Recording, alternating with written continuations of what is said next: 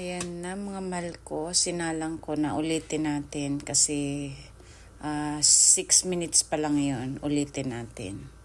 Nakatulog ako. Mga mahal ko, ayan na po ang ating banana bread.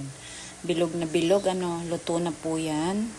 At ngayon, ayan, magluluto tayo ng pansit bato from Bicol. Ayan, mayroon akong cabbage, pork, and chicken liver. Ayan, naka-slice na ako ng onion at garlic, carrots at sayote. I-turn on natin ang ating flame. Ayan, tayo ng oil sa ating pan, mga mahal ko. Yes. Igisa ko na agad tong ating garlic and onion. Oh! Ay, huwag apurido at kakagising mo lamang eh. Ayan, mga mahal ko. Isa ko muna. Ilagay na natin tong ating pork. At ang ating chicken liver o balon-balunan pala yun, mga mahal ko.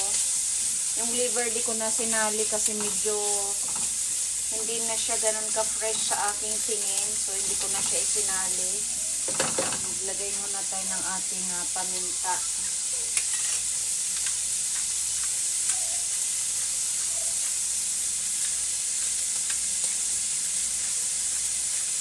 Wait lang, baby ko. Huwag mag-aburido, please. Maglagay tayo ng patis, mga mahal ko, panggisa.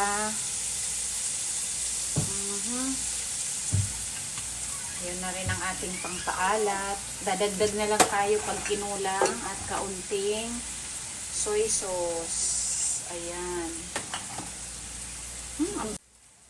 Maglagay tayo ng pork cubes.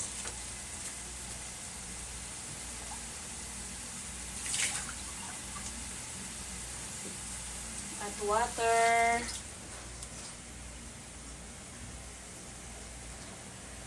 Yan, pakuluin muna natin hanggang sa lumambot ang ating pork, mga mahal ko. Mga mahal ko, ilagay ko na tong aking gulay. Hindi ko na ibubukod kasi ang pagluto ng pansit bato kasama yan. At saka medyo mas matubig tapos malabsa na klase. Galing to sa ka-church ko. Ayan o, mga Bicolanang mahilig sa ganito. Masarap to kasi nakakain ako sa kanila nito. Kaya nung natuto ako, sabi ko paano ba niluluto yan, ba't ganito? Hinahab-hab pa yung pagkain sa dahon ng saging.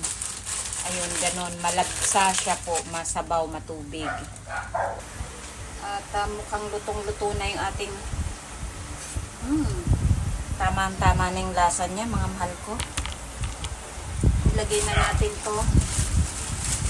Malabsang klase na luto ito. Ganyan talaga siya. Tapos nilalagay nila sa dahon ng saging.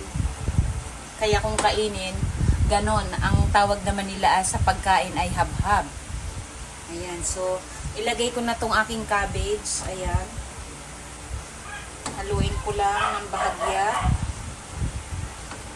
At hintayin natin na talagang lutong-luto. Pag kailangan dagdagan ng tubig ay siya, dagdagan natin ng hot water. Lagyan ko ng kaunting oil, mga mahal ko. Yan. Oh my God. Mahal ko, tingnan nyo. Ayan na siya. Oh my God. So hot. Ayan, luto na siya, mga mahal ko. Yummy. Oh my God. This is delicious. Doon tayo kumain sa labas at napakainit din sa loob po. This is done. Sobrang mainit yung mukha ko, namumula sa sa sobrang init ng panahon doon. At least medyo mahangin-hangin doon tayo sa labas. Ayan, mga mahal ko, nagluto tayo ng ating pansit habhab. Recipe po ito ng mga Bicolana at yung aking noodles ay galing sa aking friend from Bicol. Ayan. Napakasarap. Merienda, hapunan at pang-almusal na rin bukas. Ayan. Diyos ko. Ayan na. Kain na tayo mga mahal ko at itong aking banana bread. Ayan, at meron ako ng aking honey lemon na ginger tea. Ayan po. Nilagyan ko na kasi almost ubos na. So naglagay na lang ako ng cold water at chinik ko na lang po. Ayan. Oh, Mika. Careful. Yummy. Kakain na kaming maglola. How are you? I am beautiful and great. Oh my God.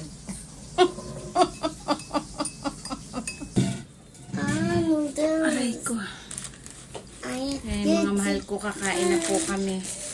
Ito ang kanya. Sana ay kainin niyang tunay talaga. Ang tubig ko. Tubig? You what? Okay, I like this. Okay. Ew, disgusting. How did you Masarap. eat that? Parang pudding. How did you eat that? It's so disgusting. No, it's not. It's delicious. Ew. You eat na. Mga mahal ko, nanalangin na kami, kain na tayo. Masarap dito, mahangin-hangin.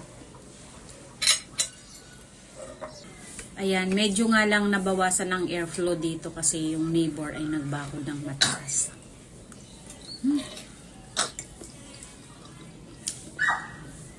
Hapunan namin to. Medyo Mama, salty kasi naglagay ako pala ng patis, ano. Baka yung noodles Mommy. may alat na yun, Mama. parang ano, Mickey. Ay, sorry. Is that taste good? Ito, mahilig sa maalat to eh. yes, it does taste good.